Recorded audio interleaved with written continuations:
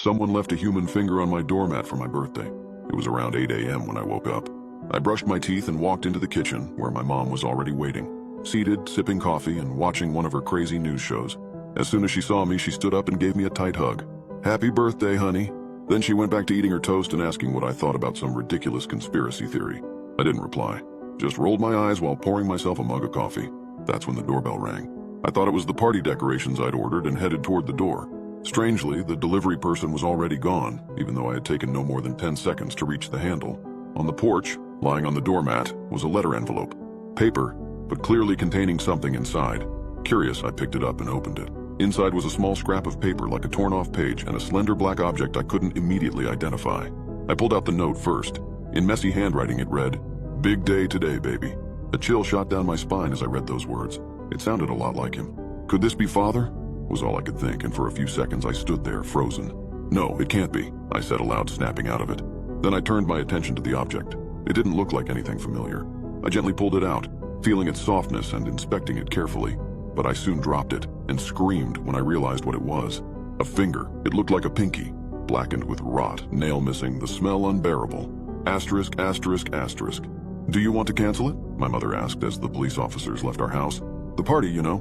"No, I don't," I replied, slightly annoyed by the question. This was supposed to be the first normal birthday I'd had since we escaped his grasp. I'd invited all my co-workers.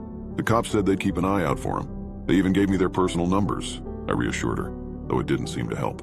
She sat at the table with her hands covering her mouth, anxious. It reminded me of those nights she used to wait for him to come home after hours at the bar, just to find out what kind of punishment he'd decide to unleash.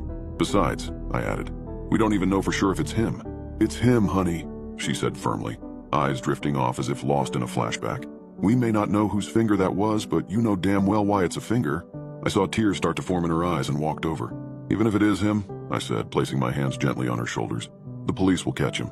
I don't know if she believed me or not, but she stood up and quietly went to her room. It was almost noon now, and I decided to start setting up our living room for my birthday party later that evening. I did everything while trying to push the incident out of my mind, but a voice kept echoing in my head. Will we ever be free from him? Asterisk, asterisk, asterisk.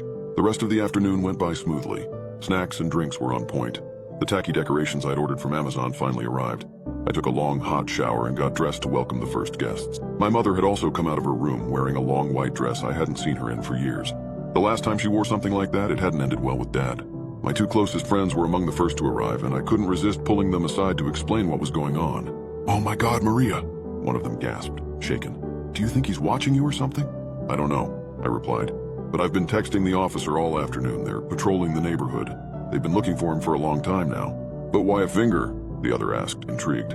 I didn't answer. I just turned and looked over at my mother, who was seated, chatting with a friend. My friends followed my gaze and understood immediately. My mother was holding her beer glass with her right hand, and it was missing a finger, her pinky.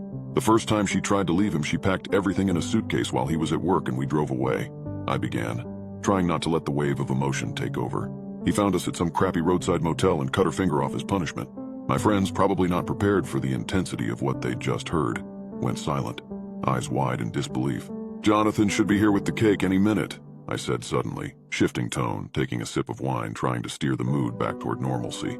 I tried to lighten the atmosphere, chatting with the other guests, refilling drinks, playing upbeat music. I told myself this was my day and I wouldn't let him take it from me again.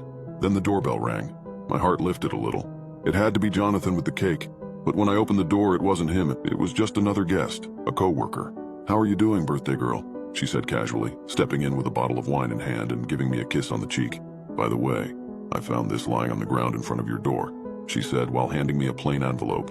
"Thought it might be important." My hands were steady, but inside, everything went cold. I took the envelope, nodding as if it were nothing. It was similar to the last one. It was another ripped piece of paper, the same messy handwriting. Thankfully, no finger this time.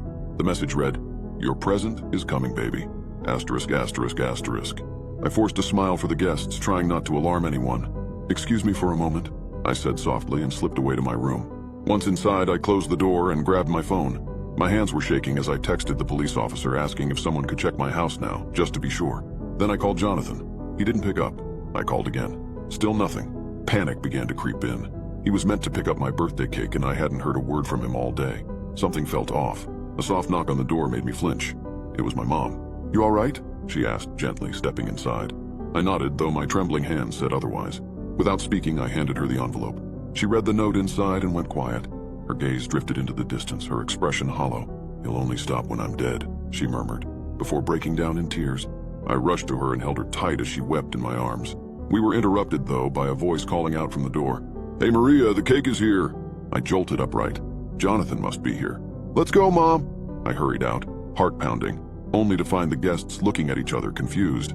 "We heard the doorbell," one of my friends said, "and we opened it, but there was just this box sitting on the doormat. I guess someone just left it here." At the front door, a cake box was lying there on the floor, white, sealed, with the bakery's logo printed on top. I grabbed it and set it on the kitchen counter, only to feel something wet on my fingers. A drop, thick and dark red. The silence took over the room. I could feel every gaze on me as I carefully untied the bow and opened the box. I felt sick to my stomach, wondering what was inside, but I forced myself to lift the lid. And as you can imagine, there wasn't a cake. There was a face, a head, freshly severed, the color still vivid. Eyes closed, mouth slightly open. It was a head I recognized instantly. The one that had haunted our daily lives with fear for so long. My father's. And stapled to his forehead, the same kind of torn paper as before with the same crooked handwriting. It read, "Happy birthday, Maria."